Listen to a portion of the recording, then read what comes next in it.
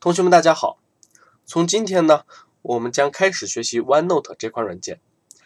这款软件呢，被称之为在 PC 端最强大的电子笔记软件。其实呢，在每一台的 Windows 10电脑当中都自带了 OneNote 这款软件，但是事实上很少有人会注意到这款软件，而打开它的人更是少之又少。如果你好好的利用它呢，真的会对你的生活带来很大的影响。OneNote 的操作逻辑呢，与其他的 Office 软件相同，所以说上手来讲的话，并不会特别的难。其实呢，我也是有一天在无意当中打开了这款软件，并发现了其强大的功能，才开始使用它的。这其实呢，也是我制作这一系列教程的初衷，就是为了让更多的人使用上它。在此呢，我也推荐在电脑上观看我视频的同学呢，打开你电脑上的 OneNote， 从这一刻开始，就将笔记记录下来。有些同学呢，打开软件之后可能会发现界面和我的不同，不用担心，你们先记录下来，在之后我们会慢慢去解释这个问题。首先回归正题，什么是电子笔记本呢？电子笔记本相对于纸质笔记本的优势又在哪里呢？首先呢，笔记本可以将我们的想法和从外部获取的信息进行归纳和整理，而电子笔记本就是将传统的笔记进行电子化，而电子化所带来的好处非常的多。将笔记本电子化之后，可以进行搜索，相比于纸质笔记本的逐条搜索，逐页查看效率真的是大大的提升。其次呢，可以统一管理，而不是分散零碎的存在。通过使用电子笔记本，就能帮助你集中聚合而统一的管理你所有的信息，包括但不限于读书笔记、研究笔记、网页收藏、灵感和想法、日常的杂事和零碎的信息，以及各种各样的日志。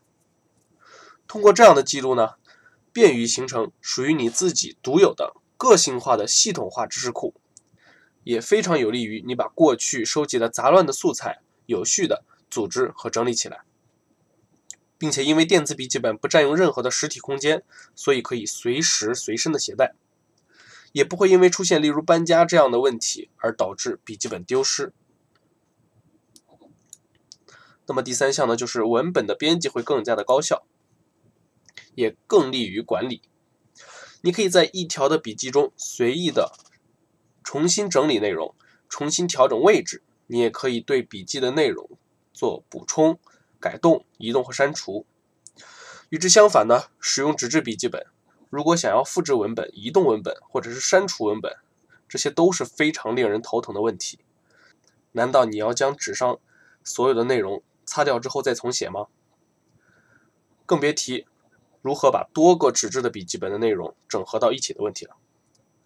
此外，电子笔记本支持的记录形式也更加的丰富，比如你可能会经常需要将截图的图片粘贴到电子笔记本的某个笔记当中，而在 OneNote 2016当中也可以插入已有的视频和在线视频。所以呢，电子笔记本更加适合随意的记录和持续的完善，而纸质的笔记本受制于本身介质的缘故呢，在文本编辑、整理搜索和笔记管理的功能上面有诸多的不便和局限。特别对于经常写文章的人而言呢，修改是一个非常高频的动作，使用电子笔记本可以非常方便你反复修改和移动，这是电子笔记本的一个巨大的优势。最后呢，电子笔记本可以在多端同步，而且支持多个平台的云端同步，使用电脑、手机、平板电脑都可以随时的浏览。由于你的电子笔记本所有的数据都在云端有备份，所以你只需要一个支持的设备，便可以查看所有的资料，并且呢，在 OneNote 2016当中更是支持本地存储，没有网络的环境也可以方便的操作。那么现在的电子笔记本有哪些主流的厂商呢？我们可以看到有 OneNote、Evernote 也就是印象笔记、有道云笔记，以及在 iOS 平台上面非常流行的 Notability。本次的教程呢，主要介绍的就是 OneNote， 所以其他的我们就不具体说明了。接下来呢，我们来认识一下 OneNote。OneNote 呢，是一个创建、收集、整理和分享信息的知识管理工具，区别于 Office 三大金刚 Word、Excel、PowerPoint， 这三者呢更加偏向于对外展示，而 OneNote 则更多的是一个为自己的一个工具。但是呢，这也并非是完全为个人的一个工具，其中也包含了丰富的合作功能，我们在之后也会讲解到。接下来呢，是我给 OneNote 总结了4大特点。第一，免费。免费呢，对于其他的软件来讲，如果不付费，将会有功能的缺失。在这里我们举例就是 Evernote， 也就是印象笔记。如果你是免费的用户呢，每个月的上传的流量只有60兆，这个可能多放几个图片就用完了吧。而且仅仅支持2台设备的同步，如果加了1台台式机或者1台笔记本电脑，你的手机就用不了了。那么接下来还有这些灰色的这么多不可用的功能，在 OneNote 上面是不存在的。OneNote 是所有的全功能都是免费的。那么其次呢，我们可以看一下有道云笔记的会员也是，储存的空间只有2G 大小，而且还有广告。那我们回到 OneNote 当中，第二个呢， OneNote 是一个全平台的可以说是为全平台的一个软件。在这里呢，我们可以看到 OneNote 支持在 Windows 桌面、Windows Phone、Mac、iPad、iPhone、安卓以及网页版，而且它在这里也是承诺了永久的免费，没有使用的期限。第三点呢，就是在 PC 端是最强大的。PC 端最强大，你可以怎么去理解呢？你可以理解为在 OneNote 当中嵌套了一个印象笔记，而其他还有更多丰富的功能也是可以利用的。最后呢，作为 Office 的套件呢，可以和其他的软件无缝合作，其中对于 Outlook 的支持也是其他软件无法比拟的，在企业环境以及在学校教学环境中可以发挥奇效。欧美呢，有很多的学校已经使用 OneNote 上课，这已经是标配了。好的，我们现在简单的介绍了一下 OneNote， 希望大家对 OneNote 有一个初步的认识。这一期的教程呢，就到此结束了。从下节课开始，我们将介绍 OneNote 版本的区别，以及如何下载和安装 OneNote 2016版本。同学们再见。同学们大家好，在上一期呢，我们对电子笔记本进行了一个简单的介绍。在开头的时候，我让大家尝试打开你自己的 OneNote。有些同学呢，应该已经发现了，你打开的版本和我视频中展示的版本有所不同。在这一期呢，我将给大家介绍 OneNote 版本不同的问题，以及如何下载和我一样的版本。首先呢，我们来看一下现存的主流的2个版本。在开始菜单中，我们可以看到 OneNote 这个地方呢，会有2个不同的版本，其中这个颜色更加鲜艳的 OneNote 和一个颜色相对显得暗淡一些的这个 OneNote 2016，这是2个不同的版本。其中鲜艳的版本呢，就是 UWP 版，也就是我们现在俗称的阉割版。那另一个呢，就是2016版本。UWP 版本的功能相对简陋，但是微软已经声称今后会以 UWP 版本为更新对象，逐渐的将功能补全，并且添加新的功能。而2016版本呢，在功能上现在更加的强大和全面，其中非常重要的一点就是可以支持本地存储。那么说到了它们的区别呢，就不得不说一下现在各个版本的独占功能了。首先我们来了解一下 UWP 版本。UWP 版本将会有更好的同步引擎，同时呢，支持了数学功能。在数学功能当中，可以对一些初级的数学问题求解或绘制坐标图，这些都是自动的。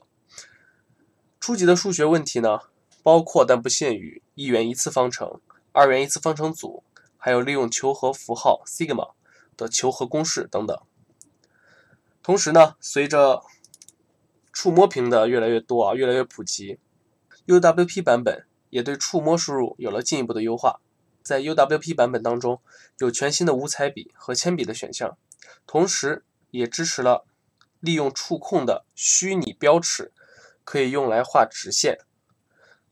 用 Surface Pen 配合着铅笔这个选项，可以通过倾斜来画出阴影，也可以将手绘的不规则形状转化为形状，支持三角形、圆形、矩形、梯形等等。而2016版本呢，相对来讲，独占的功能就少了很多，例如呢，与 Outlook 的互动，在笔记中录制视频等。但最重要的一点就是2016版本可以将我们的笔记保存在本地。到这里呢，只是介绍了几个代表性的功能，有兴趣的同学呢，可以去 OneNote 的官网自己去查询，我已经将网址贴在我的视频下方的说明栏当中了。综上所述，我在这里更加推荐大家使用2016的版本，但是呢，也不要着急着去删除 UWP 的版本，因为在某些新功能的上面 UWP 版本做得更加的好，所以2016和 UWP 版本都保留着。当然，在接下来的教程当中，是以2016版本作为主要的教学对象。不过因为 UWP 版本的某些功能确实很好用，所以之后呢，也会不定期的增加这一部分的教学。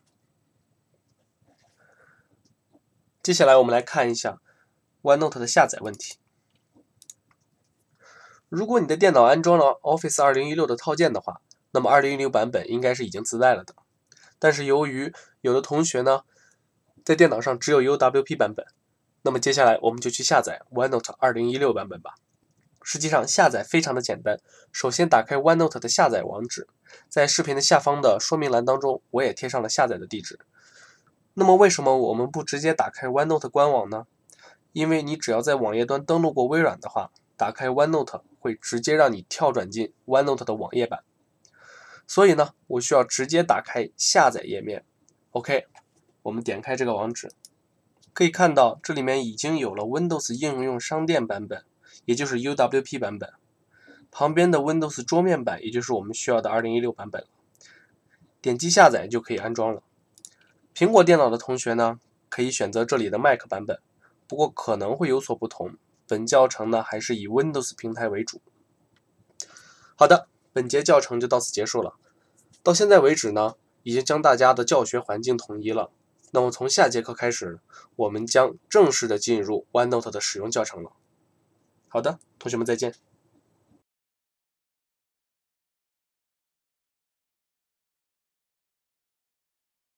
各位同学大家好，上节课我们了解了 OneNote 各个版本的区别，以及 OneNote 2016版本的下载方法，确保了各位同学的学习环境的统一。如果还没有看的同学，可以看一下上一集的内容。打开 OneNote 就会看到 OneNote 的使用界面和 Office 的其他软件没有太大的区别。上面是功能区，有选项卡和工具栏，下面就是笔记本的主界面了。在第一次打开 OneNote 的时候呢，都会自动创建一个笔记本。在自带的指南里罗列了一些基础的内容。这个呢是新版的指南，但其实在2013版本之前的指南当中，有一个图片可以很好的帮助我们理解 OneNote 的布局方式和逻辑结构。在页面的左边对应着一本本的笔记本，在上方对应了笔记本当中的分区，而右边就对应了分区之中的各个页。正中间就是我们可以做笔记的地方了。OneNote 已经帮我们创建了一个笔记本，但现实生活中我们不可能只需要一个笔记本，所以我们需要创建一个新的笔记本。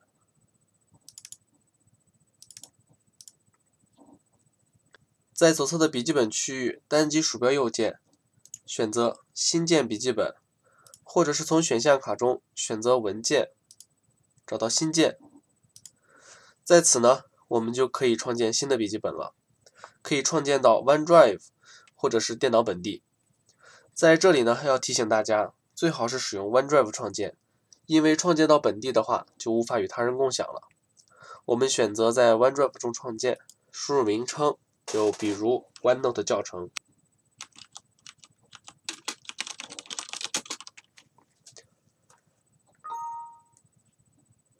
在这里呢，我们先选择现在不共享。我们之前提到过 OneNote 2016版本也是可以存储到本地的。在这里呢，也可以让 OneNote 自动的做备份。我们单击文件选项卡，找到选项，找到保存和备份。在这里呢，我们可以选择这个备份文件夹，也可以修改它的地址。在这个备份文件夹当中，会保存你所有的笔记，即使是在离线的状态下，你也可以在本地查看和修改。在这个部分呢，可以让 OneNote 自动的备份，你可以选择它自动备份的时间间隔。在这里呢，我选择了1周，也就是每隔1个星期它就会自动备份一次。或者你也可以在这里直接点选立即备份所有笔记本，或者是立即备份更改的文件。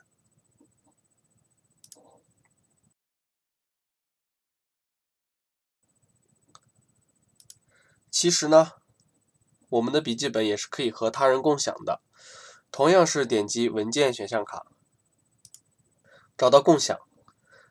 在这里我们能看到很多种共享的方式，其中最常用的2个就是与人共享和获取共享链接。在与人共享之内呢，我们可以输入某人的电子邮件，也可以在这里选择可编辑或者是可查看。当你与一大群人共享的时候，或者说你不知道对方的邮件地址的时候，你可以选择这个获取共享链接，可以生成查看链接和编辑链接，分别在这里点击创建即可。然后你就可以把这些创建的地址发送给你想要的人，那么他就可以直接查看或者是编辑这些文件了。你也可以在这里禁用你的这个共享链接。OneNote 与其他的 Office 软件不同，你会找不到它的保存选项，这是因为 OneNote 它不需要手动保存，它的所有变化都是实时的自动保存的。在这里呢，单击右键，选择笔记本同步状态，我们就可以看到笔记本的所有同步的样子了。一般会选择只要发生更改就自动进行同步，我们可以在这里选择全部同步，那么它就会立即将所有的笔记本再同步一遍。创建好了笔记本之后呢，我们就要开始来创建分区了。但是在创建分区之前呢，我们还要先介绍一下分区组这个功能。我们在旁边的空白区域单击右键，选择新建分区组，点击之后呢，我们可以给这个分区组重新命名。分区组呢，就类似于我们在 Windows 里面创建新建文件夹一样，里面可以包含很多内容。我们可以把分区放到分区组之下，只要拖动就可以了。我们也可以在分区组里面继续创建分区组，正所谓子子孙孙无穷尽也。分区组介绍完了之后呢，我们就要添加新的分区了。我们直接点击这个加号就可以了，我们多创建几个。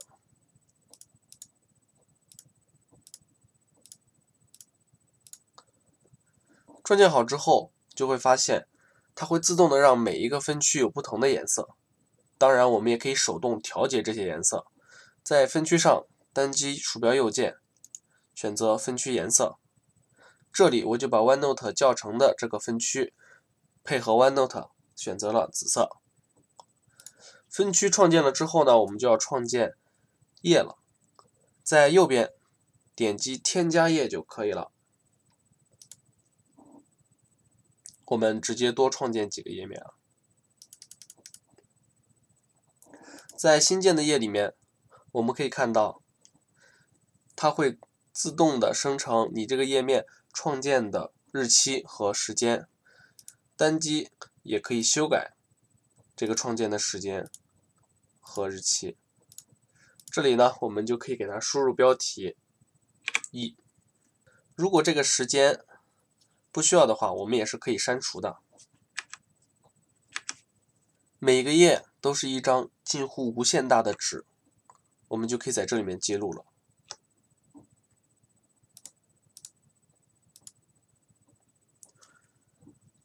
接下来呢，就是创建子页了。我们将这几个页重命名一下，刚才命名的是1，现在是1.1， 1.1.1。很明显的，我们能看到这几个页面是属于从属关系的。我们可以选择1.1，单击鼠标右键选择创建子页，我们就可以看到它归到了1之下。1.1.1 呢，我们同样单击鼠标右键选择创建子页，这样的话它就会和1.1平级，我们可以继续创建子页。这样的话它就分成了3个等级，在 OneNote 之中最高也就只能创建3个等级了。我们单击右键可以看到它已经无法再继续创建子页了。其实呢，还有一个更简单的方法，那就是拖动。选中一个新的页面之后，上下拖动，我们就可以让它自动的添加到某一层级，它会自动和下方的层级匹配。如果我们拖出来之后呢，它会和最后一级匹配。除了上下可以选择它插入的地方不同之外，左右也可以选择它的不同的层级。我们可以看到，好的，我们回到这里面来做一个总结。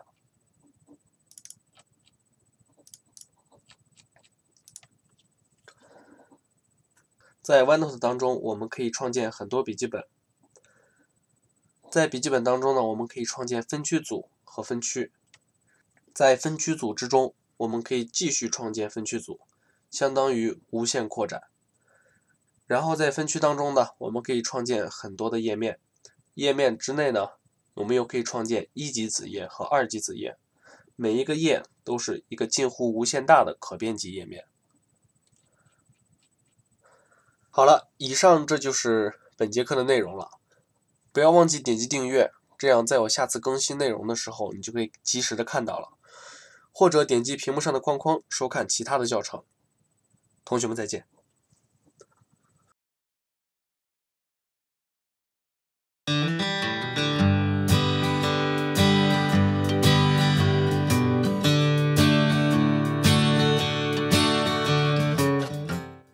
各位同学大家好，在上节课呢，我们已经学习了笔记本的创建与逻辑结构，希望大家呢已经创建好了一个专门用来学习 OneNote 的笔记本。那么从这节课开始呢，我们将正式开始学习如何记笔记。OneNote 功能非常的强大，首先我们介绍的是使用录音来记笔记。我们先创建一个录音笔记，在插入中选择录制音频，点下去之后呢，我们就会发现它会在我们光标原来存在的地方插入一个音频文件，然后呢也会记录录音开始的日期和时间。在左上角我们就会看到它正在录制我们的声音。我们先把它放到这里不管，等到视频的最后我们再来详细的说明。那么第二条呢，就是创建快速笔记，也就是在电脑上创建一个类似于便签纸一样的东西。那么如何创建快速笔记呢？总共有3种方式。第一个，选择视图选项卡，在这里可以看到新建快速笔记。第二种方式，在任务栏当中鼠标右键单击 OneNote 的这个图标，我们就可以看到新建快速笔记。或者是第3种，也是最常用，我个人最喜欢的一种方式，就是按住 Windows 键和 N， 这个 N 我们可以把它理解为 Note。 按下去之后呢，我们就创建了一个快速笔记，这个快速笔记就会像便签一样贴在我们的屏幕上。我们在这里随便记录一些内容，比如说今天晚上要去吃拉面好了。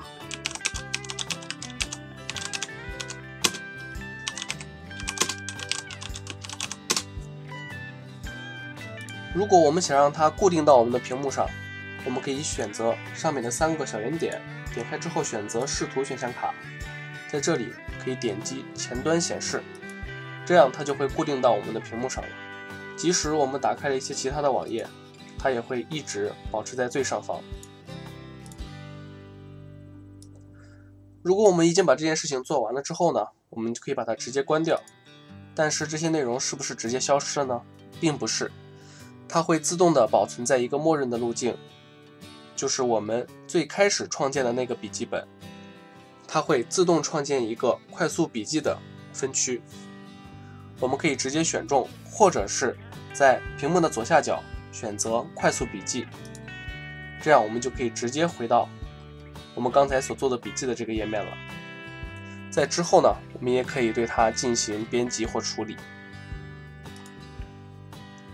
那么一般情况下呢，我们的笔记都会是用2种方式来进行输入的，一种是打字输入，一种是手写输入笔记。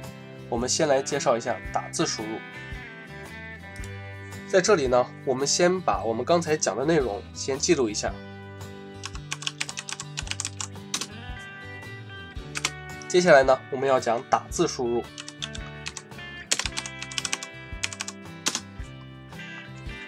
打字输入呢，有以下的2个特点。第一个是它会自动建立一个文本框，和输入的顺序可以进行调节。那么在这里我们就可以看到，我现在输入的内容它已经有了一个文本框。我们选择上面4个小圆点之后，就会选择全部的内容。如果在这之外的区域，将光标放到这里，再输入其他的内容，比如说，它会自动的创建一个新的文本框。文本框的特点就是可以随意的拖动，也可以和其他的文本框进行覆盖，都不会有任何的影响。如果我们再在其他的区域再创建一个再输入其他的内容的话，它会创建一个新的文本框。这样我们就可以创建很多的文本框，然后进行我们自己的排版。在这里呢，我们先把它删除，来介绍下一项特点。在这个文本框当中，我们单击回车，创建其他的内容。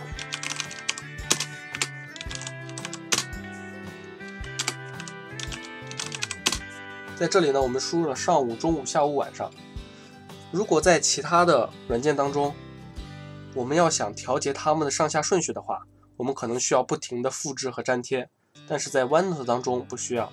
在 OneNote 当中，我们可以看到在前面有一个小3角的标志。当我们的鼠标放上去之后，我们的鼠标就会变成一个拖动的符号。这样的话，我们就可以直接按住鼠标上下拖动。我们可以自动的将段落放到我们想要的位置。这就是 OneNote 的另一个特点，叫做输入顺序可以调节。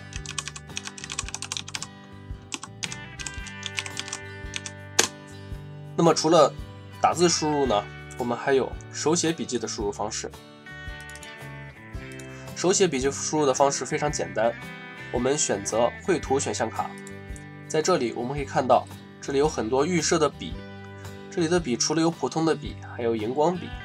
如果这里没有你想要的笔的话，我们也可以自己创建，点击这里的颜色和粗细，就可以创建你自己想要的笔或者是荧光笔了。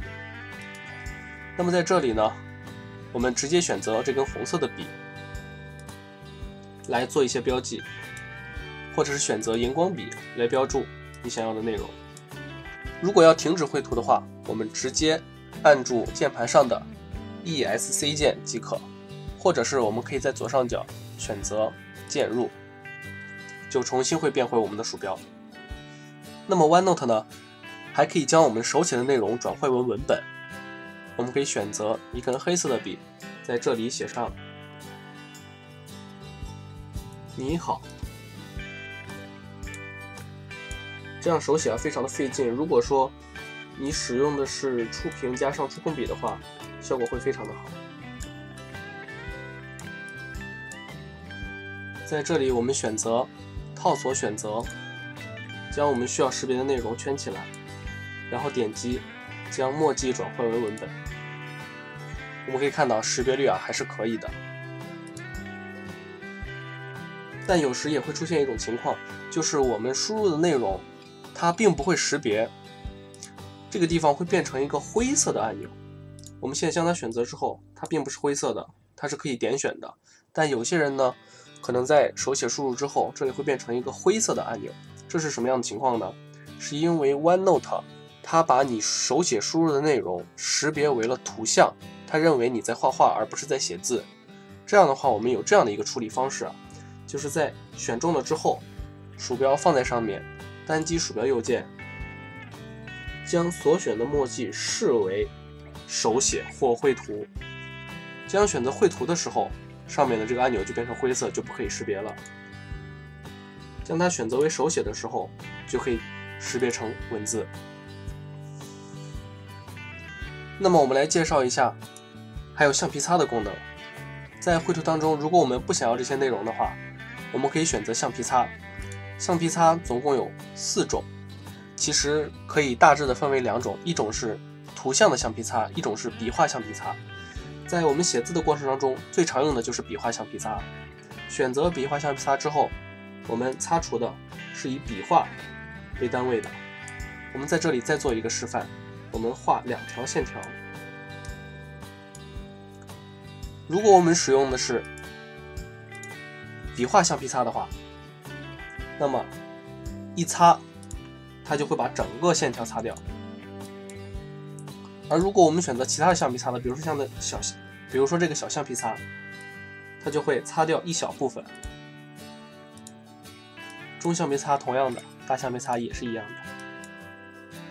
如果我们再选择笔画橡皮擦的话，它就会擦掉一小段，而不是整个一条了。同时呢，我们还有其他2点需要注意，那就是手写笔记记录的内容是绝对位置，而不是相对位置。比如说，我在这里对它进行了笔记。当我们选择文本框的时候，我们可以移动文本框，但是移动文本框之后，我们发现原来的笔记还留在了原处，这不是我们想要的。如果我们想要同时移动的话，我们选择套索选择，将所有的内容圈起来，这样的话它们是连接在一起的，就可以同时移动了。而如果你想单独移动某些笔记的话，也是可以选择移动，甚至放大和缩小，这样都是可以的。但是呢，我们必须要提醒的就是套索选择，如果不选择全部的话，它会将文本框拆分。比如说，我想将上面的上午和中午2个部分选择起来之后，它就会忽略掉下面的下午和晚上。当我移动的时候，我们可以看到它在这里面单独变成了一个文本框，而在这儿它也变成了一个单独的文本框。接下来我们再做一点笔记，手写内容，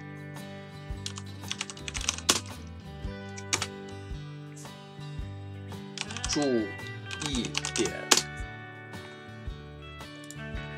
这就是整个手写笔记的内容了。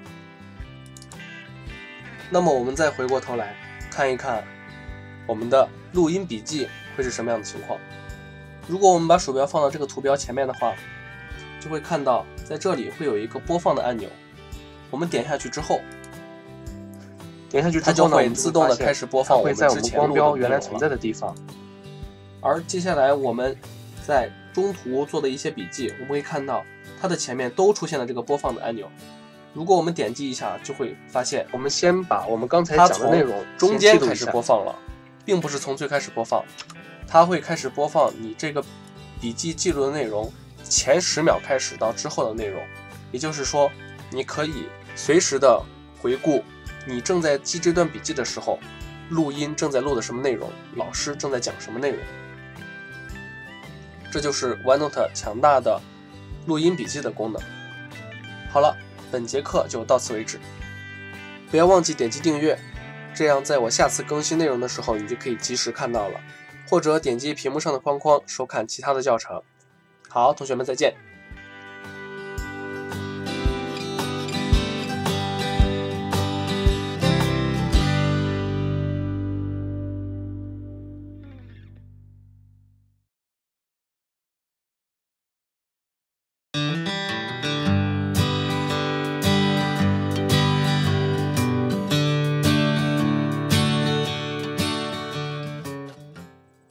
同学们，大家好！在上节课，我们已经讲解了录音笔记、快速笔记以及打字和手写输入的方式。在这节课，我们来讲解一下如何在笔记中添加图片、表格，以及使用编号列表来创建自己的内容大纲。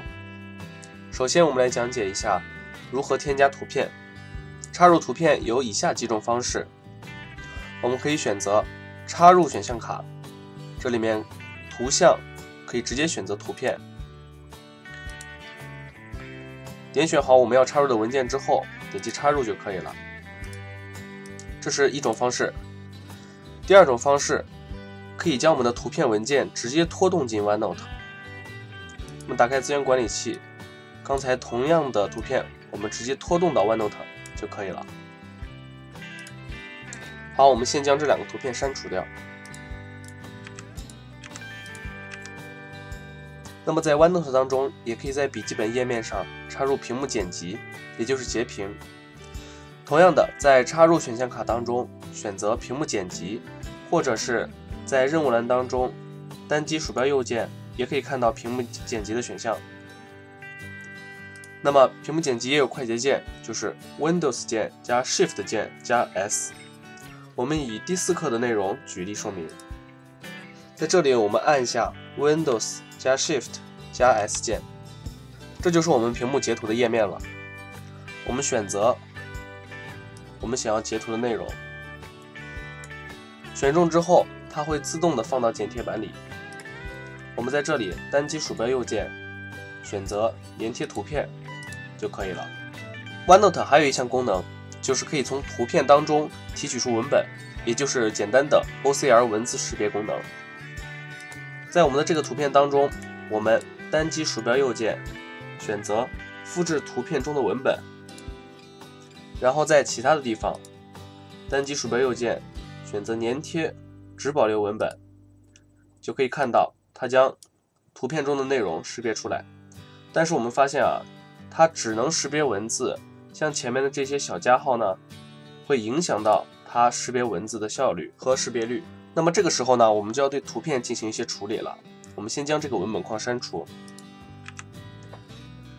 我们可以选择这个图片，单击鼠标右键，对图片进行剪裁，将前面的小加号去掉，选择接受即可。我们就可以看到前面的小加号就不见了。需要注意的是， OneNote 当中的剪裁图片这个操作是不可逆的，也就是说我们无法恢复到原来的情况。这个时候我们再单击鼠标右键，选择复制图片中的文本，再在这里再粘贴一遍之后，我们就会发现它的识别率就会有很大的提升。好的，接下来我们来讲一下如何添加表格。插入表格有几种方式，第一个就是选择插入选项卡，在这里有表格的选项，我们可以直接单击，我们可以插入一个2×3的表格，我们就可以在表格当中输入内容了。但是呢，我们平时并不是已经设想好我们要插入几行几列的表格，我们可能会随意的输入。这个时候呢，我们可以使用 Tab 键来自动的创建表格。比如说，我们先输入一项内容，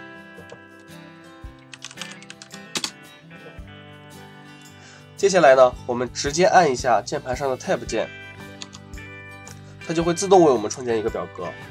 我们接下来输入其他的内容，继续按下 Tab 键，它会再创建一列。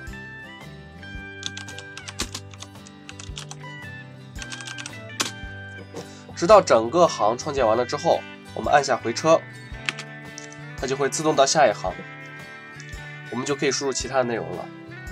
但是需要注意的是，这样创建的表格呢是没有办法再继续修改的。比如说我们在晚上的这个框里面继续按下 Tab 键的话，它并不会增加一列，而是跳转到了第2行的第1格。这个时候呢，我们就需要对表格进行设置了。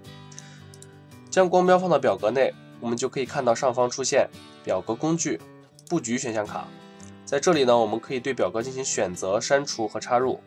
比如说，我希望在最右边插入一列，选择在右侧插入就可以了。同时呢，也可以将整个的表格的边框隐藏起来。好的，这就是表格的创建方式。我们接下来讲解如何创建项目符号列表或编号列表。首先，创建的方式也非常的简单，我们先将光标放在这里，选择开始选项卡，在这里有项目符号和编号列表两个按钮，也可以使用快捷键 Ctrl 加上斜杠，按下去之后，它会自动的开始创建编号列表。项目符号列表是使用 Ctrl 加上句号，在这里我们仿照左边的样式来重新创建一个编号列表。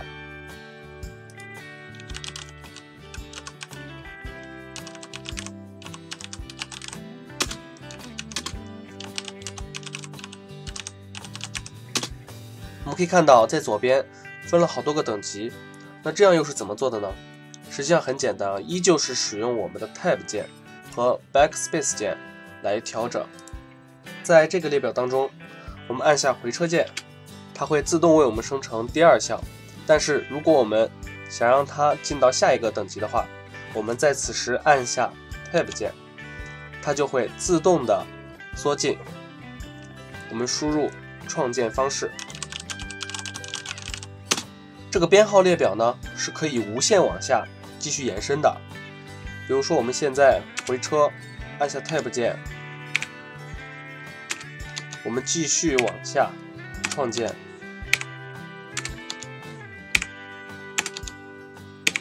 它是可以几乎无穷无尽的。但是我们创建好之后呢，有时候可能需要调整。比如说我在这个下面再创建一条，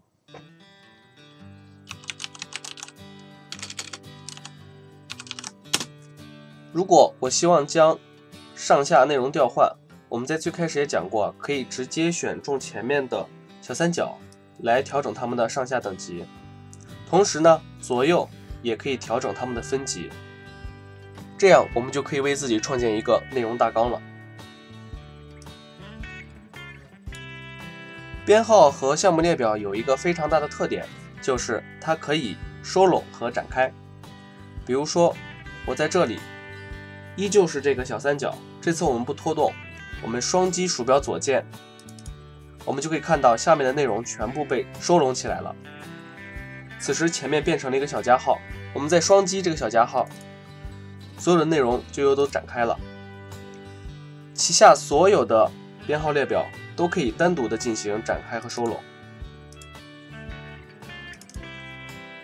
在上节课呢，我们也讲了手写笔记的方式。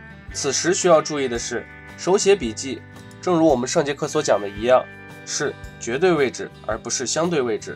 也就是说，如果我们收拢或展开我们的项目列表的话，笔记是不会跟随着收拢和展开的。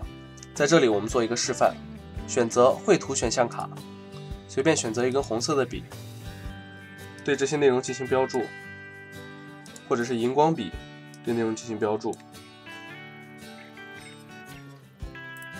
此时我再将我的编号列表收拢起来的时候，我们就会发现笔记并不会跟着它收拢。所以在这里我也非常的不推荐大家在使用编号列表的时候使用笔记来标注。好了，本节课就到此为止。在下节课我们会讲解有关向 OneNote 中插入文件的有关内容，我们就可以在 OneNote 当中对 PDF 文档以及 PPT 进行批注和笔记了。不要忘记点击订阅，这样在我下次更新内容的时候，你就可以及时的看到了，或者点击屏幕上的框框收看其他的教程。好，同学们再见。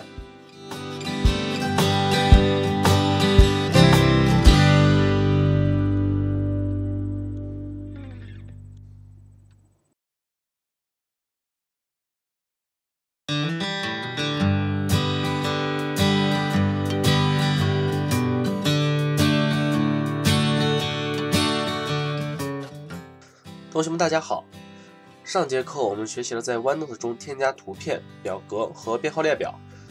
这节课我们来讲讲如何向 OneNote 中插入 PDF 以及 PPT 文件的打印样式，这样我们就可以对老师发来的讲义或者是论文进行批注和笔记了。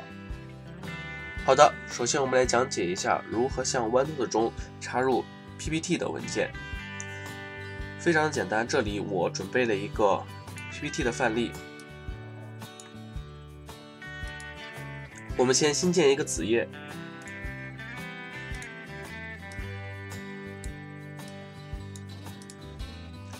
在这里我们插入 PPT 的打印样式，我们选择插入选项卡，文件打印样式，选中我们要插入的 PPT 文件，选择插入，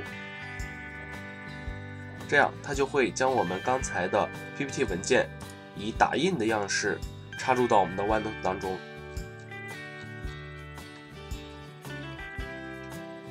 同时我们也可以在这里看到有一个 PPT 的符号，我们双击这个文件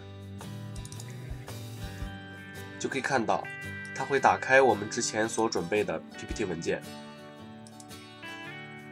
那么还有第二种方式，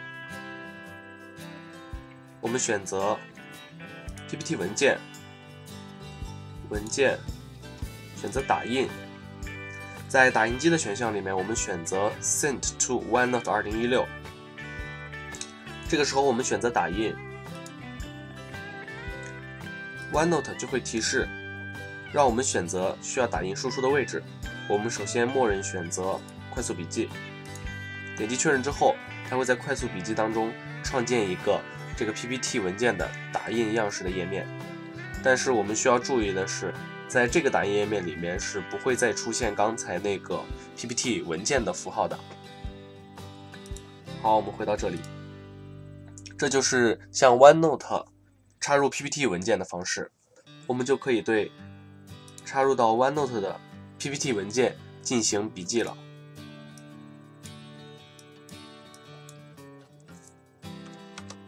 接下来我们来看一下如何向 OneNote 中插入 PDF 文件。有很多的参考资料或者是论文等，大多数都是 PDF 文件。我们在这里先新建一个页面，同样的我们选择插入文件打印样式，选择我们示例的 PDF 文件，选择插入，稍微等一下就可以了。2000 years later。 好的，我们看到了在这里它插入了一个 PDF 的文件，但是它的缺点是它将每一个页面都单独的标成了一个子页。有的时候我们根本不需要这样的效果，那么我们该怎么办呢？我们先把它收起来。实际上我们可以选择文件选项高级，将拖到最后，在打印输出的这个选项里面有一个在多页面上插入长打印输出，将这个对勾反选掉，点击确定。我们再来试一遍，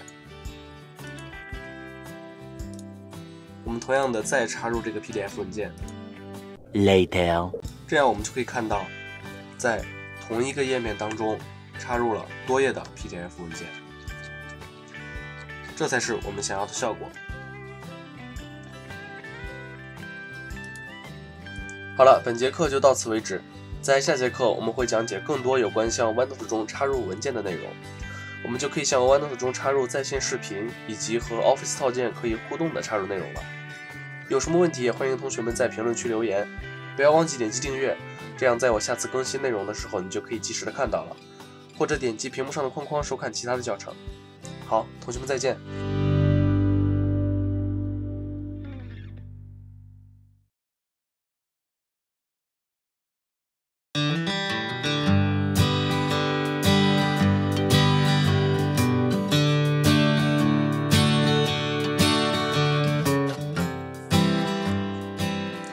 同学们大家好，上节课我们学习了在 OneNote 笔记当中插入 PDF 和 PPT 文件的方式。这节课呢，我们来讲一讲如何向 OneNote 中插入在线媒体、时间戳以及带有链接的笔记。这种笔记可以和 Office 套件中其他的软件互动，大大的方便了我们在记笔记之后查看我们在记笔记当时所参考和引用的内容。好了，废话不多说，我们进入正题。我们先可以看到在这里我们可以选择插入在线媒体。在第5课的时候呢，我们讲过了如何向 OneNote 中插入图片。当时我们所讲解的插入图片呢是本机的图片，现在我们要讲的呢是插入联机图片。我们可以选择插入，选择联机图片。OneNote 自带的联机图片呢，它使用的是微软的必应搜索。我们可以在这里面直接搜索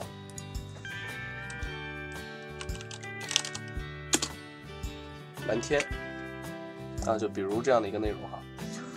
我们可以看到它搜索出的内容，在这里呢，我们可以选择我们需要搜索图片的一些要求。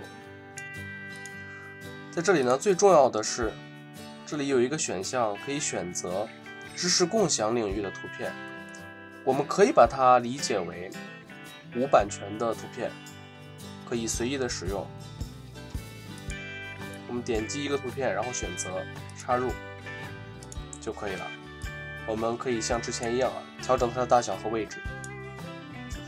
接下来呢，我们可以看一下在 OneNote 当中，也可以选择向 OneNote 插入在线视频。同样的，我们在插入选项卡选择在线视频，这个时候呢，我们就需要输入我们要插入的视频的地址了。OneNote 现在支持 YouTube， 但是它不支持 B 站。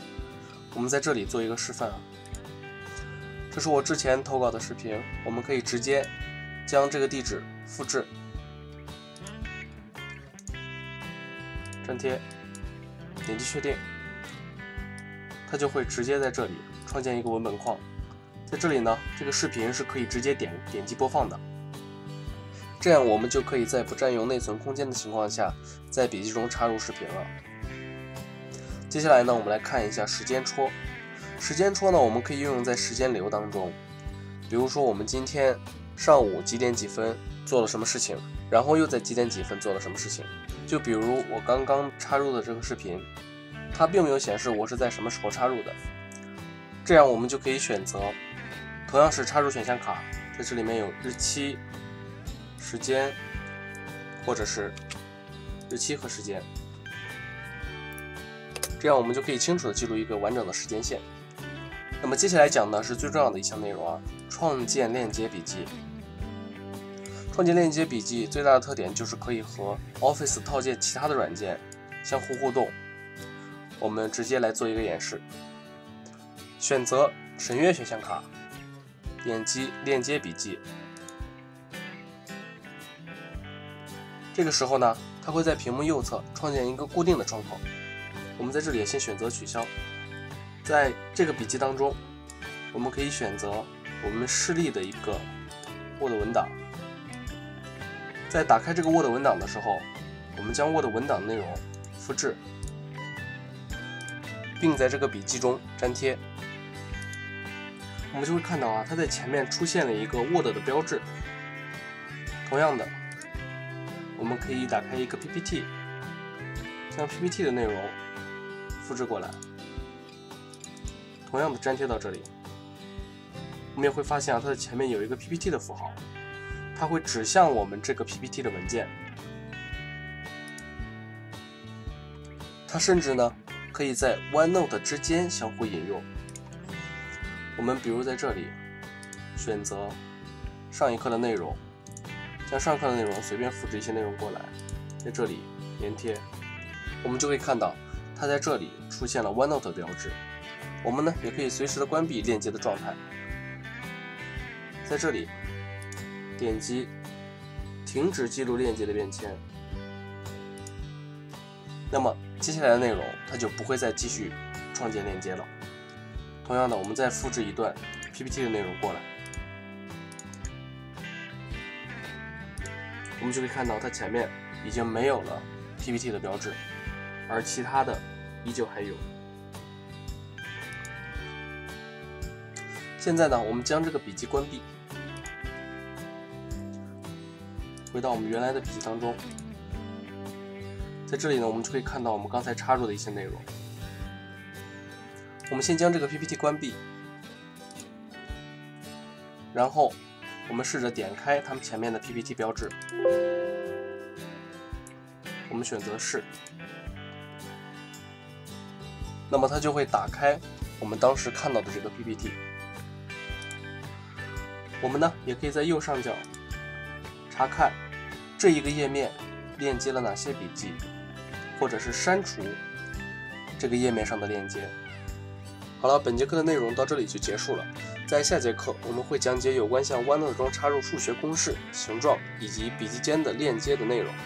有什么问题呢？也欢迎同学们在评论区留言。不要忘记点击订阅，这样呢，在我下次更新内容的时候，你就可以及时的看到了。或者点击屏幕上的框框收看其他的教程和内容。好了，同学们再见。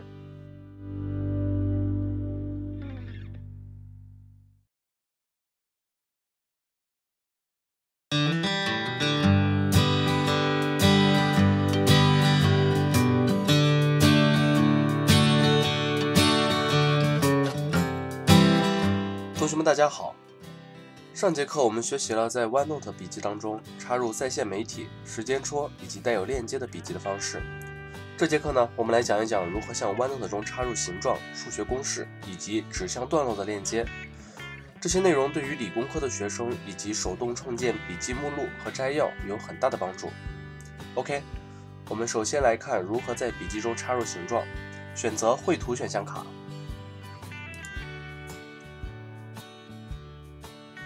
在这里我们可以看到有几种预设，我们先来试着插入一个圆形。在插入图形的时候，我们按住 Shift 键，这样的话我们插入的图形就会是正圆形。而构成这些图形的线呢，是通过选择不同的画笔来确定的。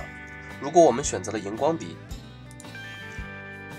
那么我们画出来的图形就会是用荧光笔来画出来的。现在创建的图形，特别是线条，自由度是非常的高的。我们也可以选择让图形对齐网格，在下拉菜单中选择对齐网格，这样我们在创建图形的时候，它就会沿着网格来创建了。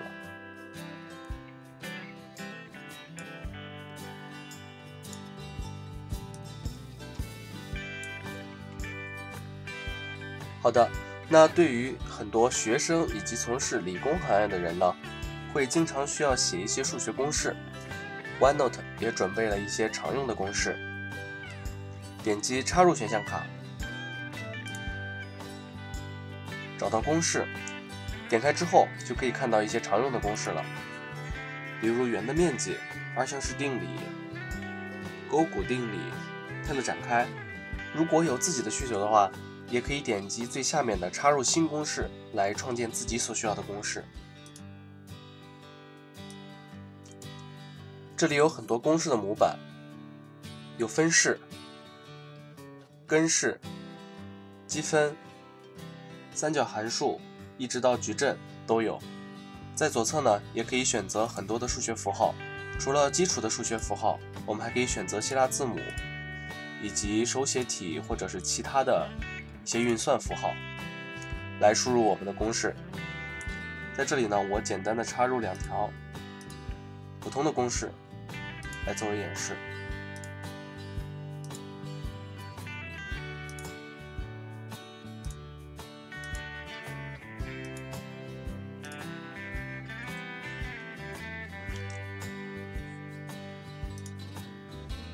当然了，它也有手写识别的功能。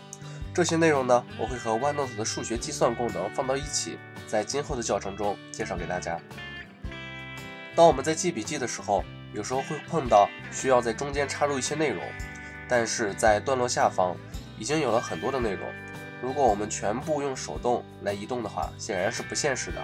这个时候呢，我们就可以选择插入选项卡，选择插入空间，在我们需要插入的地方直接拖动，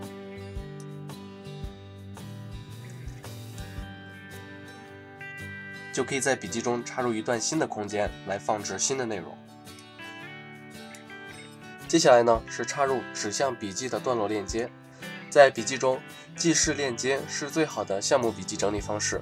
透过类似于维基百科那样的方式，把其他笔记的超链接整理到一则项目总目录笔记，这样就方便我们点击目录链接来跳到需要的笔记当中，而 OneNote 就可以做笔记链接的整理。把链接贴到任何一则笔记当中，以后点击这个链接就会跳到我们所指定的文字段落了。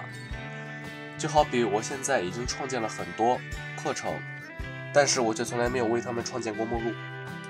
我们在这里就来演示一下，选择第一课，将这个标题单击鼠标右键，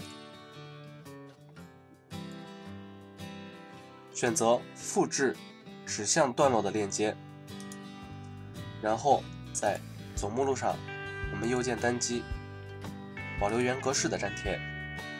接下来我们复制第二课，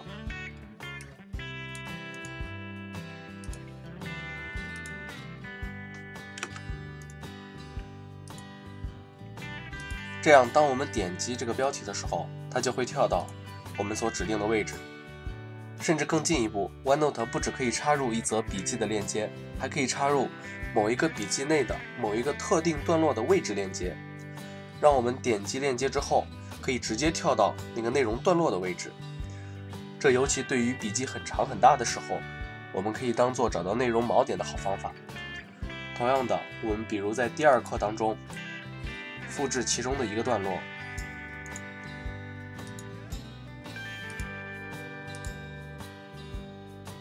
然后粘贴在它之下，这样当我们点击它的时候，它就会自动指向我们刚才所需要指向的位置。即使这个内容收纳起来了，我们直接点击链接之后，它也会自动的展开。我个人的常用方式呢，是会在一个很长的笔记的这个部分右上角创建一个快速链接，这样就好像是这则笔记内文的快速跳转目录了。好了，本节课到这里就结束了。在下节课我们会讲解有关标记和样式的内容。利用标记和样式，我们就可以创建待办事项列表了，同时也可以利用标记来自动生成汇总列表。如果有什么问题，也欢迎同学们在评论区留言。不要忘记点击订阅，这样在我下次更新内容的时候，你就可以及时看到了，或者点击屏幕上的框框收看其他的内容和教程。好了，同学们再见。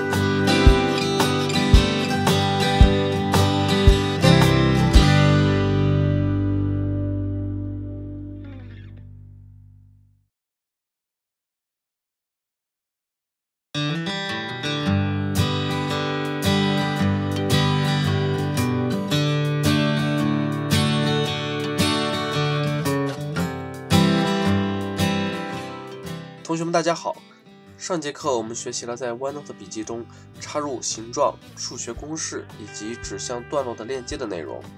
这节课呢，我们来讲一讲 OneNote 中有关样式与标记的内容。通过样式与标记，我们可以让我们的笔记更加的区分主次，用标记来确认条目的属性，或者是创建待办事项列表。OK， 我们先来讲一下样式。我们平时这样直接输入的内容就是平平淡淡的普通的文本。在开始选项卡当中，我们可以对普通的文本调节字体字号、底色和文本颜色。我们也可以使用 OneNote 中自带的预设来设置。就例如我这里输入一些内容，今天天气真好。我们可以套用标题1的样式来强调。我们首先选中，然后在这里直接点击样式标题1，在点开下拉菜单之后，也可以在预设中套用其他的样式，但是 OneNote 自带的预设并不是很多，而且也没有办法创建自己的预设。如果想要大量的套用的话，就只能使用格式刷了。我们先设置一种样式，例如是黄底红字。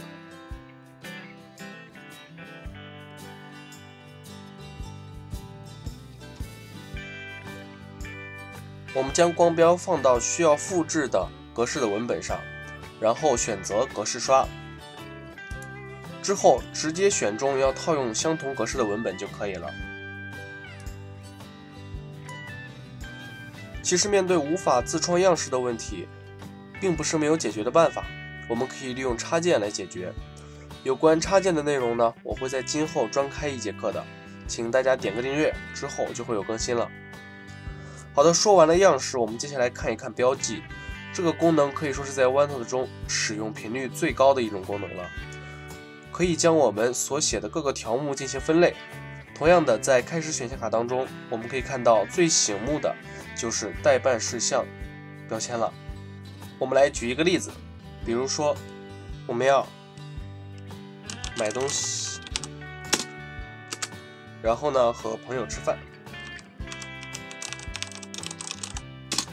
然后呢我们把光标放到想要标记的位置，直接点击这里的待办事项标签，或者是使用快捷键 Ctrl+1，点击之后这里就会出现一个待办事项的复选框，完成了的话我们就点击这个复选框，它就会自动打上对勾了。如果想要创建下一个的话，在后面直接按下回车就可以了。除了待办事项呢，还有很多其他预设的标签，在这里点击下拉菜单就可以看到有重要、问题、电话号码、创意、密码等等等等。标记比样式更良心的就是标记可以使用自定义的标记，在下拉菜单下方可以看到自定义标记的按钮，点开我们就可以看到已有的标记的信息。我们这里可以选择新建标记，然后命名，选择符号、字体颜色和文字的底色。这里呢，我们试着创建一个红底黄色的重要待办事项标记好了。我们首先选择符号，红色的字，黄色的底。在这里我们把它命名为重要待办事项，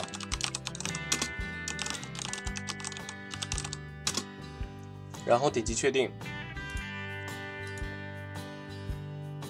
创建好了呢，它会自动变成第一个选项，顺序也可以在刚才的自定义标记窗口中设置。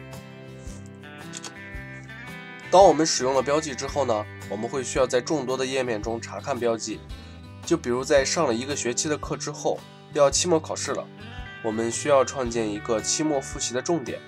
这个时候我们可以直接点击查找标记，它就会在右边出现查找标记的侧边栏。在这里可以看到，我将之前的几课重要内容都标记了出来。我们可以设置标签搜索的范围和分类方式。分类的方式可以按照标签的名称、分区、标题、日期或笔记文本。在下面呢，可以设置搜索的范围，可以选择此笔记本、此分区，或者是按时间的分类。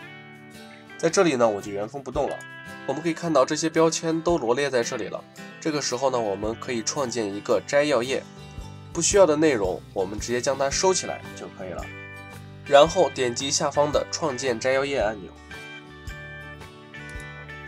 就可以看到它自动生成了一个页面，将重点内容都汇总到了一个页面上，并且重要的是，在每一个标记的前面都出现了一个 OneNote 的链接。这个内容呢，在第7课的时候我们已经讲过了，没有看过的同学呢，可以点击信息栏去回顾之前的课程。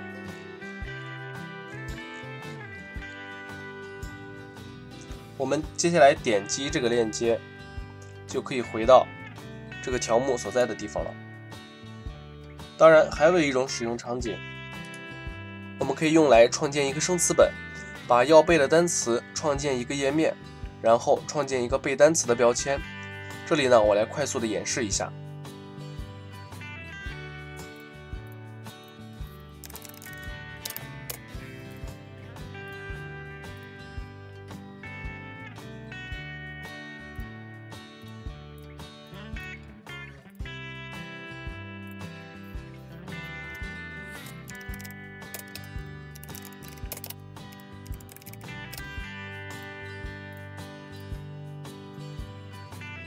这样单词本就有了，背好一个就打勾，然后就会剩下很多很难背的单词。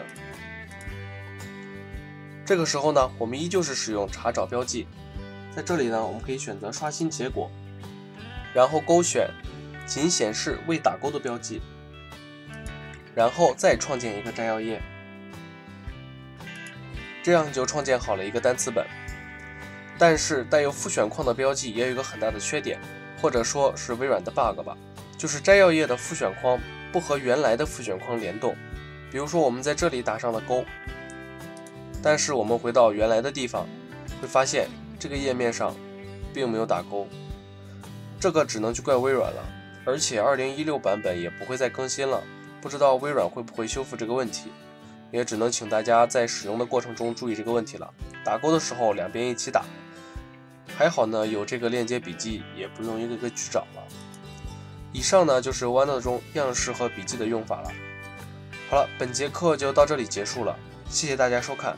在下节课我们会讲解有关 OneNote 中使用和创建模板的内容。利用模板，我们就可以在特定的场景下直接打开创建的模板，快速的进入工作或学习的状态。如果有什么问题，也欢迎同学们在评论区留言。不要忘记点击订阅，这样在我下次更新内容的时候，你就可以直接及时的看到了。或者点击屏幕上的框框收看其他的教程和内容。好了，同学们再见。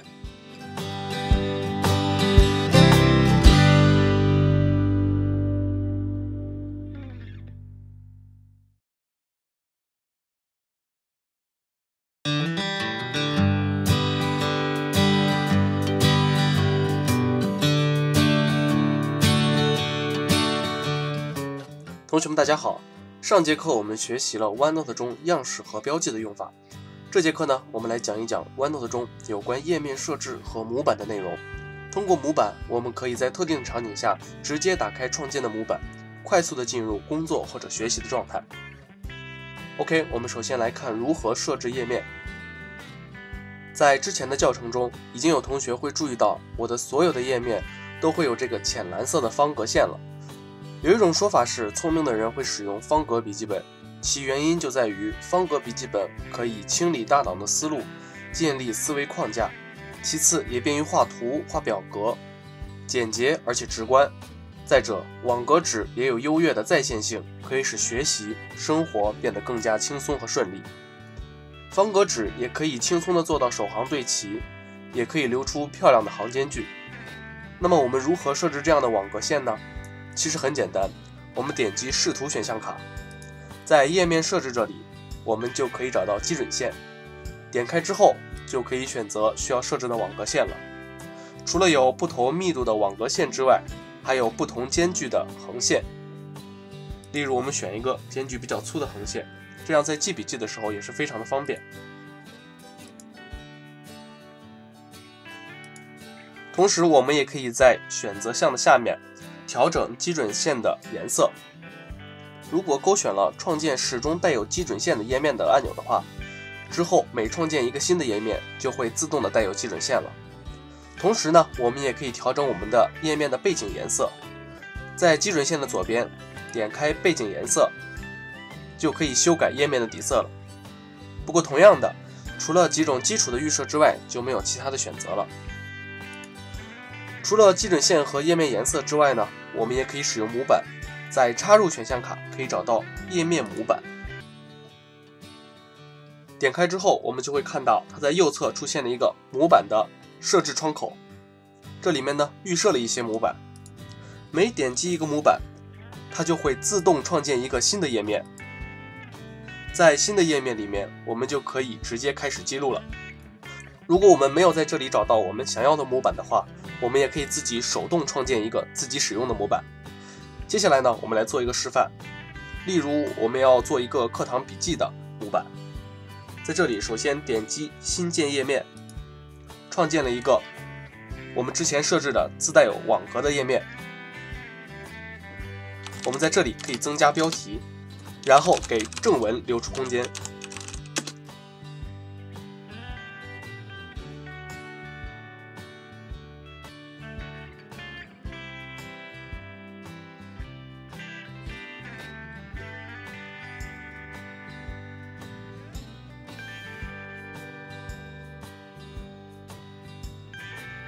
然后再通过复制带有链接的段落来连接重要的内容，给重要的内容留出一个预留空间。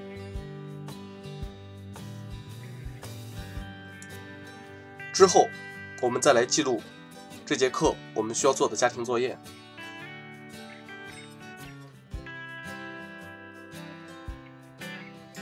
以及下一课需要预习的内容。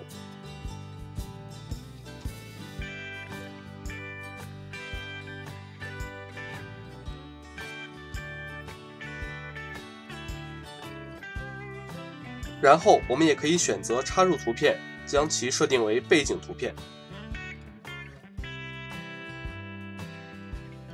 在这里单击鼠标右键，选择将图片设置为背景。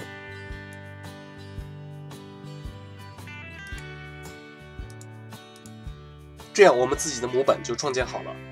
之后在模板的管理页面点击将当前另存为模板就可以了。我们取一个名称叫做课堂笔记，选择保存。这样我们就会看到在模板的管理页面就会出现一个我们自己的模板课堂笔记。这样在我们下一次需要使用的时候，直接点击我们创建的模板就可以迅速的开始记笔记了。同样的，利用上述的方法，我们也可以创建一个会议记录的模板，按照自己的需求就有无限的可能。但很遗憾的是，在最新的 UWP 版本的 OneNote 当中还没有添加模板的功能，微软官方也没有说清楚这个功能是删除了还是今后会添加回来，所以大家且用且珍惜吧。以上就是 OneNote 中页面设置和模板的用法了。好了，本节课到这里就结束了，谢谢大家收看。在下节课我们会讲解有关 OneNote 中插件的内容，这些插件有官方插件也有第三方插件，利用这些插件我们就可以扩充 OneNote 的功能。例如我们在上节课所有讲到的有关样式的时候， OneNote 原生是不支持创建样式的，但是通过插件我们就可以实现这些功能了。如果大家有什么问题，也欢迎在评论区留言，不要忘记点击订阅，这样在我下次更新内容的时候你就可以及时的看到了，或者点击屏幕上的框框收看其他的教程和内容。好了，同学们再见。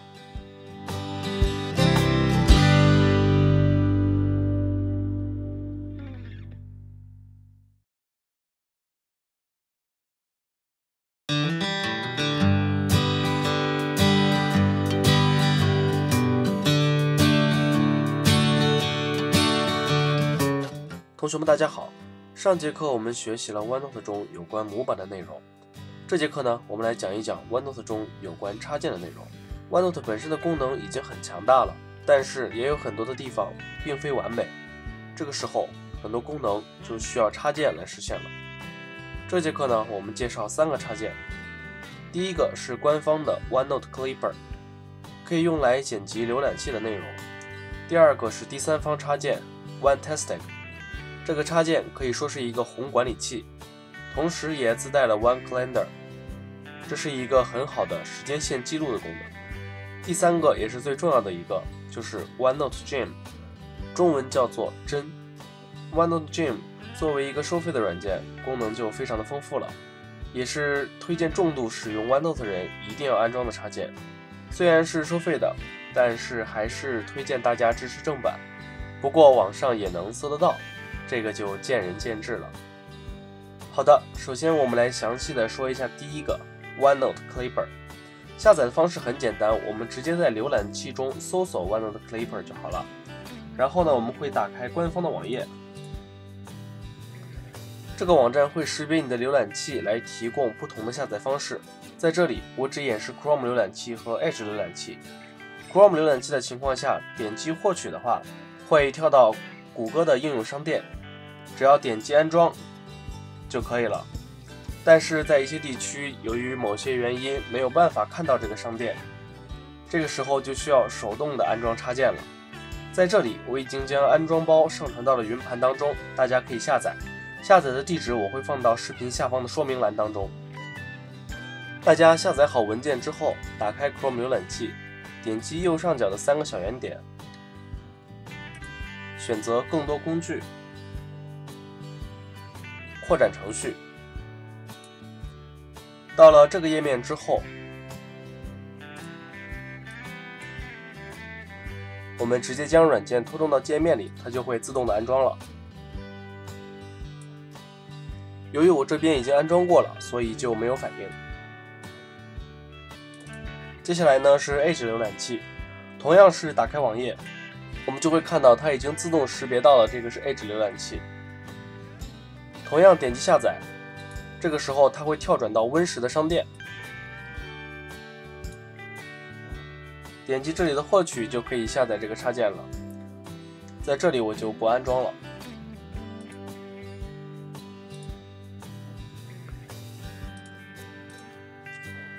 至于其他的浏览器我也没有用过，所以就不太清楚了，不过应该没有什么特别大的区别。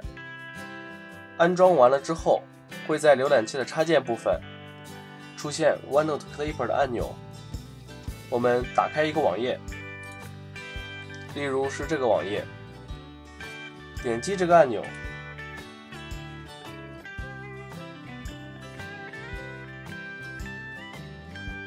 它就可以以几种形式进行剪辑，最常使用的就是使用剪辑文章。如果使用整页的话，它是将所看到的页面整个裁剪为一个图片。如果我们选择文章的话，它会自动的抓取主文，然后我们选择需要保存的地方就可以了。之后点击剪辑，稍等片刻，它就会出现在我们的 OneNote 之中了。接下来我们回到 OneNote， 我们刚才设定它保存的地址是我的笔记本、快速笔记，稍微需要等它同步一下，我们就可以看到它的页面已经出现在我们的笔记当中了。它同时也会标记引用的链接。当然，除了抓取文章，也可以抓取视频，和在第7课中讲到的插入视频是一样的，对 YouTube 的支持较好，但是不支持 B 站等等。第二个是第三方的插件 OneTastic， 也是直接打开搜索，打开官网，点击下载就可以了。安装之后呢，就可以直接使用了。这里的网页虽然是英文的，但是软件的基础内容还是有汉化的。我在下方的信息栏的分享中也会有这个插件的安装包。接下来我们就来看看怎么来用。之前也提到过，这个插件实际上是一个宏管理器，它会自动的附着在开始选项卡中。我们可以首先选择下载宏，这时候它会打开一个窗口，这个窗口里面所罗列的就是大家上传的宏。最上面的 Most Popular 比较常用的宏和 Least Popular 非常用的宏。最常用的应该就是这个阅历了，我们直接点击，然后点击这里的下载就可以了。在这里呢，我已经下载好了，它会出现在这里。我们点击下拉菜单，它会出现加载阅历。我们选择2019年4月份的阅历，每个星期的开始日期为星期一，体积为大。我们点击确定之后，它就会在这里自动生成一个阅历，我们就可以在相应的位置做笔记了。之后还有其他的宏，大家也可以去尝试的摸索一下。第三个呢，就是 OneNote Gem， 也叫 OneNote 针。我们也是首先来到它的官网，我们可以看到，在最上面就有 Gem for OneNote， 这个插件的功能就非常的多了。这个插件除了支持普通的 Windows 版本的 OneNote， 也支持 UWP 版本的 OneNote， 也支持 Mac 版本的 OneNote。我们直接点开最上面，在这里就可以下载试用版了。我的 OneNote 已经安装好了。当然，除了这个基础的针之外，在这个网站里还有很多其他的插件，也包括了可以制作思维导图的插件，以及可以批注 PDF 的插件等等。在这里呢，我就只在信息栏中把官网留给大家，下载和安装在这里就不演示了。那么我们直接来看一看这个插件都有什么样的功能吧。由于 OneNote Gem 的功能实在是太多了，有多达500项的功能，所以我就只演示几个功能，剩下的也就需要各位去摸索了。如果你有好用的发现，也欢迎在评论区分享给大家。首先，它有自动编号的功能。在真选项卡当中，在编号的区域，我们可以选择给分区编号，也可以给页面编号。当我们点击分区编号之后，分区的名称就会自动的添加数字编号。然后呢，我们也可以删除编号，点击下拉菜单，点击删除分区编号。同样的，页面也有编号的功能。在我点击了页面编号之后，在右侧所有的页面就会自动的添加上编号。同样的，我们也可以删除它的页面编号。之后就是查找和替换，这也是一个非常基础的功能，但是在原生的 OneNote 当中并没有这个功能。在编辑选项卡当中，最左端就是查找和替换的功能了。这个的使用方法和我们在 Word 当中使用的方法是一致的。然后就是我们在第9课当中提到的 OneNote 自带的样式无法自定义，在 OneNote Gem 插件的帮助下就可以实现自定义了。同样的，在编辑选项卡中，文本样式点开之后也有一些自带的文本样式，同时也可以选择保存选中样式为新文本样式，然后也可以管理和修改保存的各种样式。在这里就可以对样式进行详细的设置和修改。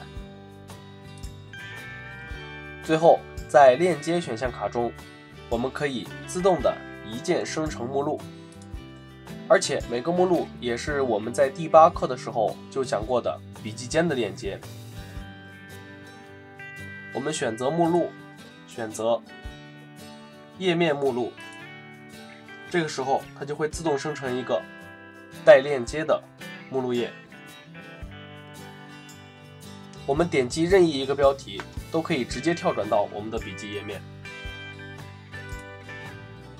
以上就是对 OneNote 中一些插件的介绍了。好了，本节课到这里就结束了，谢谢大家收看。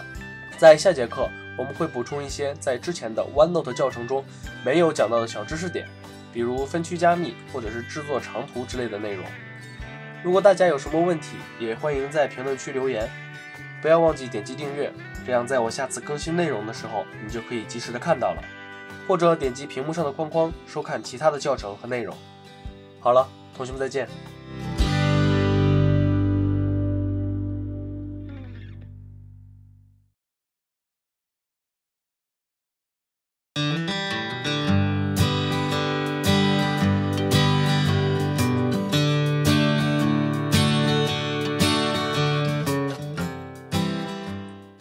同学们大家好，上节课我们学习了 OneNote 中有关插件的内容，通过插件来实现了 OneNote 原生不自带的一些功能。很多扩展的功能对于重度使用 OneNote 的用户有极大的帮助。这节课呢，我们来讲一些在之前 OneNote 教程中没有讲到的小知识点。例如，我们可以对分区进行加密，以保证我们资料的安全性。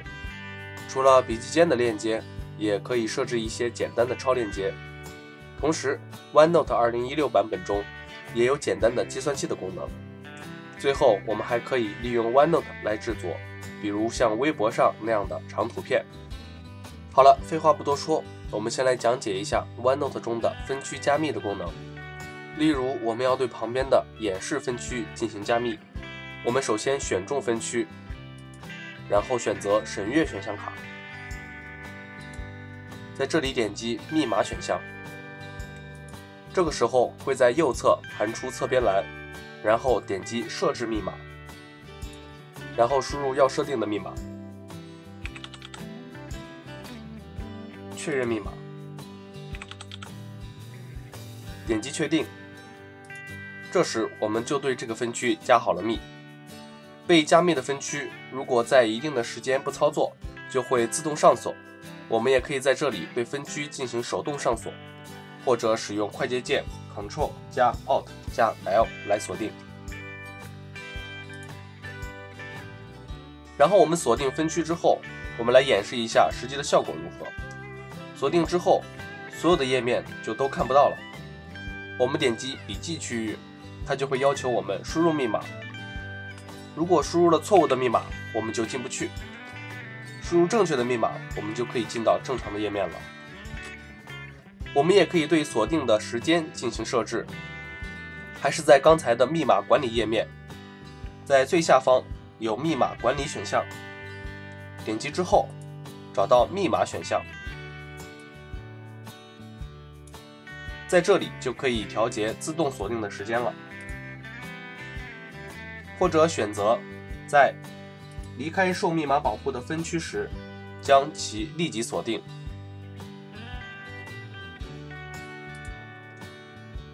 有了密码保护，就可以在一定程度上保证 OneNote 中笔记的私密性了。接下来我们来讲解的是，在 OneNote 中也可以设置一些简单的超链接，方法实际上是和 Word 当中是一样的。选中我们要超链接的文本，然后单击鼠标右键，选择链接。在地址的位置，我们就可以输入网址，也可以输入电脑本机的地址。与 Word 不同的是，在下方我们就可以设置笔记间的链接了。这也是我在第8课讲解笔记间的链接的时候漏讲的一种方式，有的时候这种方式更加的直观。之后呢，我们也可以用 OneNote 来做一些简单的计算，例如简单的加减乘除、乘方和开根号。只需要在输入算式之后输入等于号，然后按下回车就可以了。接下来我用加速视频的方式来快速的演示一下。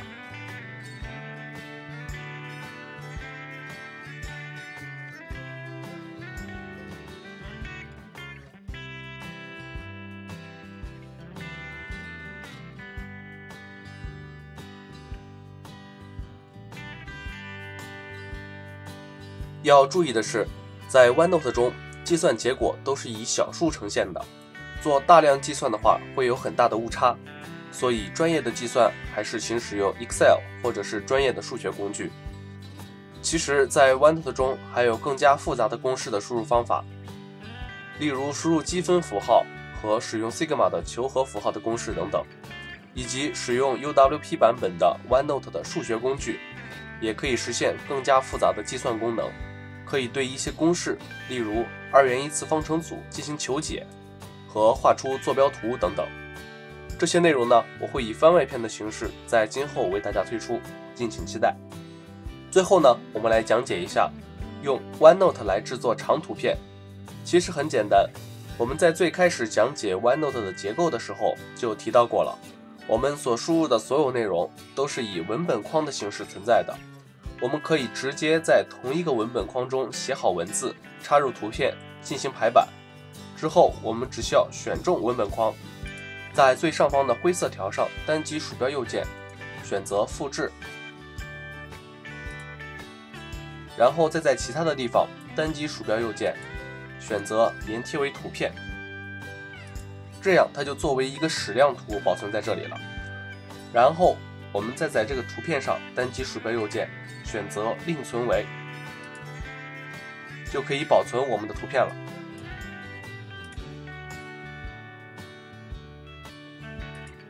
保存的图片是以 EMF 格式存储的。之后我们可以打开画图工具，再用另存为的方式保存为其他的格式。虽然过程稍显麻烦了一点点，但是也不失为一种方法。特别是 OneNote 平时就会用来记笔记，省去了2次排版的必要。好了，本节课到这里就结束了，谢谢大家收看。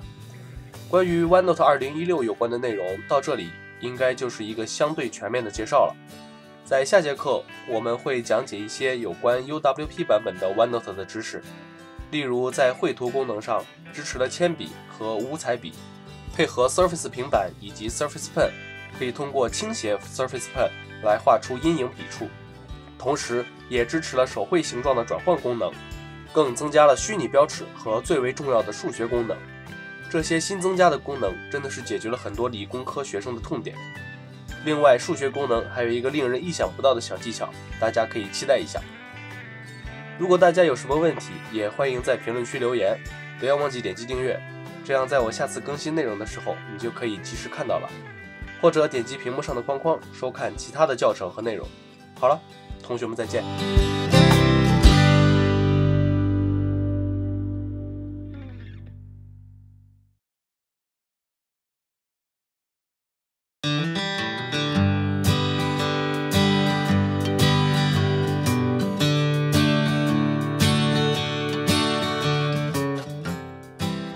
同学们大家好，通过之前12课的学习，我们对 OneNote 2016应该有了一个相对全面的了解了。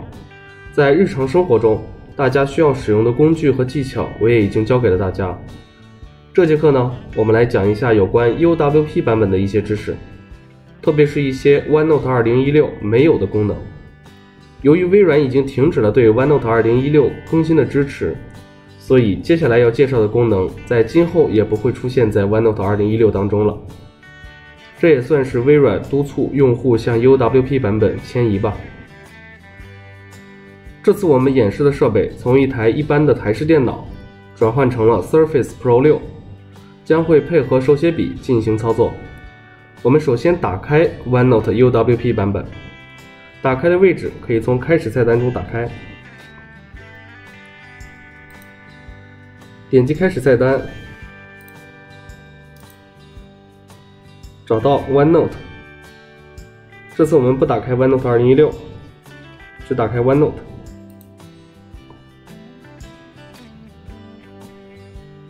打开之后，我们就会看到整个的结构布局和2016版本有很大的区别。现在将所有的笔记本、节和页面都以树形结构的方式放在了页面的左侧，并且也减少了使用鼠标拖动来调节页面层级的功能。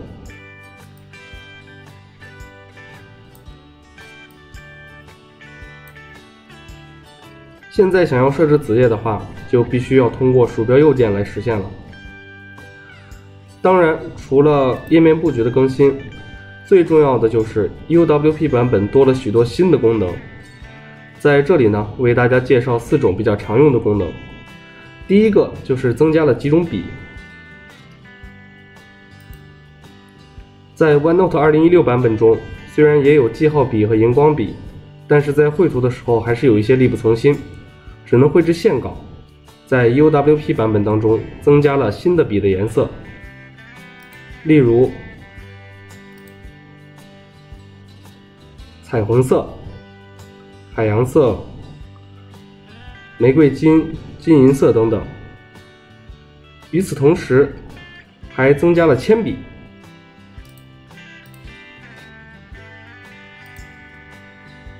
两者都可以对压力触控有反应。彩虹笔会改变粗细，而铅笔会改变深浅。铅笔选项也可以通过倾斜手写笔来获得画阴影的功能。有了这些功能的加持，让 OneNote 对画画有了更进一步的增加。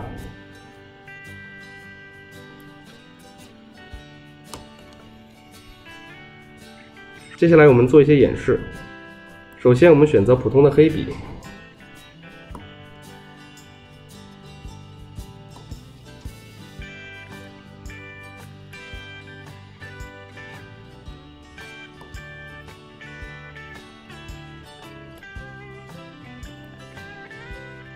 接下来我们可以选择五彩笔，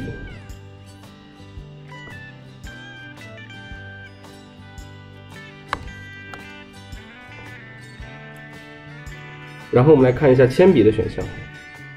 铅笔普通的写的话，就是一条条的直线，如果增加力度的话，它的颜色会由浅变深。同时将笔倾斜之后，我们可以画出阴影。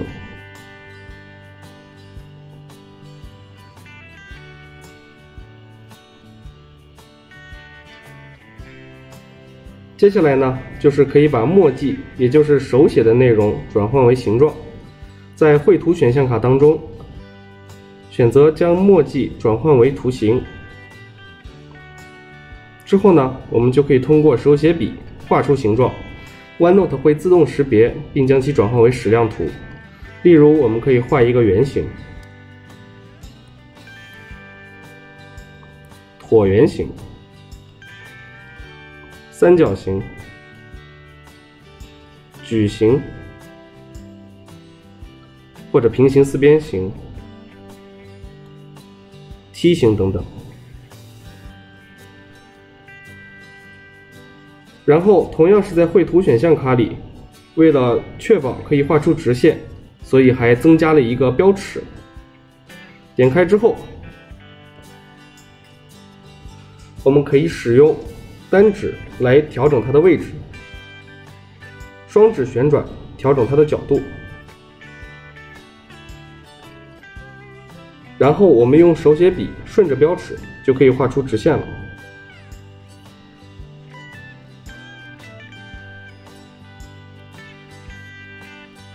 最后呢，也是我认为 UWP 版本中最重磅的一些功能了，就是数学功能了。依旧是在绘图选项卡中，但首先我们需要通过手写或者是键盘输入的方式来输入一个算式，然后使用套索来选中公式，最后再按下数学功能的按钮，就会有神奇的事情发生。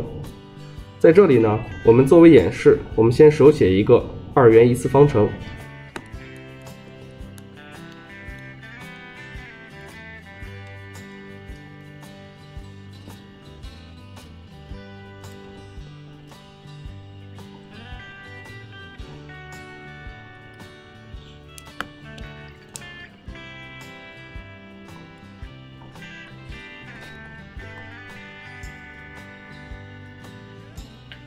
然后我们套选我们所选择的公式。使用 Surface Pen 的情况下，我们可以直接按住 Surface Pen 上的按钮，按住不放，就可以将它选择起来了。然后我们点击数学按钮，我们可以看到它正确的将公式识别了出来。然后对于不同的公式，它可以有不同的处理方式。例如这个2元一次方程，通过数学功能就可以对其求解。然后我们还可以将解拖到我们的页面当中，直接插入到笔记里。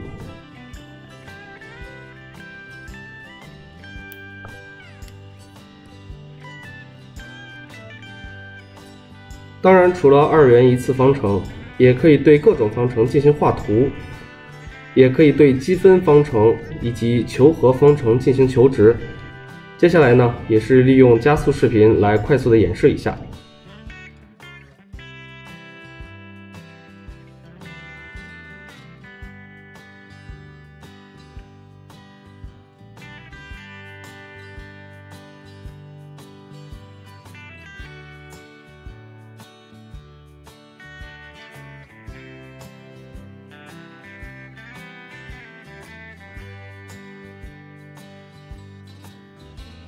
有的时候它的识别率会有一些问题，我们可以在这里稍微对它进行一些简单的处理。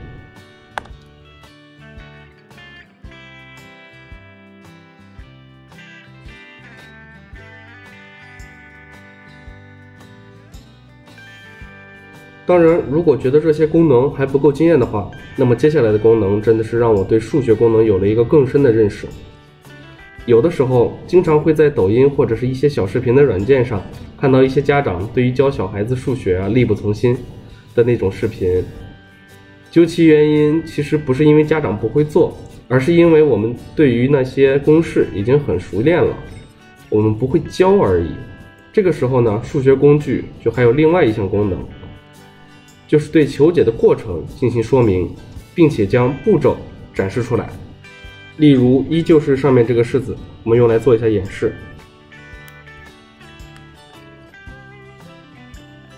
首先它正确的将公式识别了出来，我们可以选择一些他认为他可以做到的一些事情。例如我们可以选择因式分解。当然如果我们选择求值的话，对于这种公式是没有值可以求的，展开也是已经展开过的。我们可以接下来演示一下展开这项功能吧。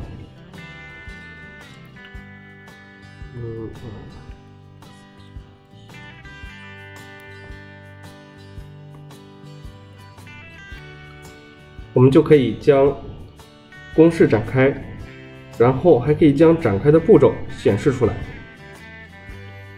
它首先使用了2项式定理，然后再用分配率将2乘以，最后得出这个答案。这些功能如果讲给小孩子的话，真的应该是很有用啊。其次我们看看积分，应该是可以求值的。然后呢，我们再选择这个积分，应该也是可以求值的。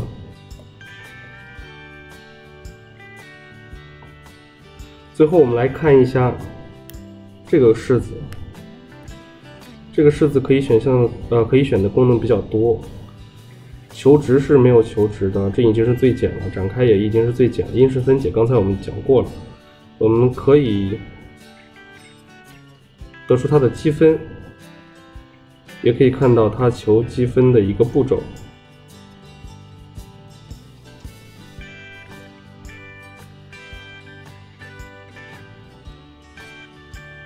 这个有点长啊，有点厉害。我们再看一看啊，刚才是微分啊，我们现在看一下积分啊，它就直接算出来它的积分结果。然后呢，我们再来看一看，它可以以2D 的形式将图绘制到坐标轴上面，这样我们就可以看到它画了一个图。之后呢，我们可以选择主要的图形特性。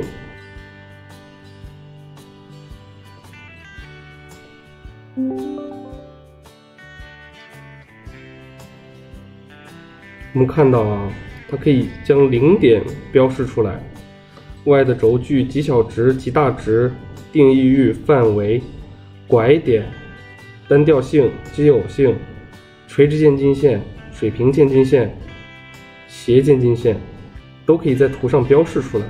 我们标一个水平渐近线和0值，这里的0值以及最大值、最小值。然后我们可以将这个图直接在页面上插入。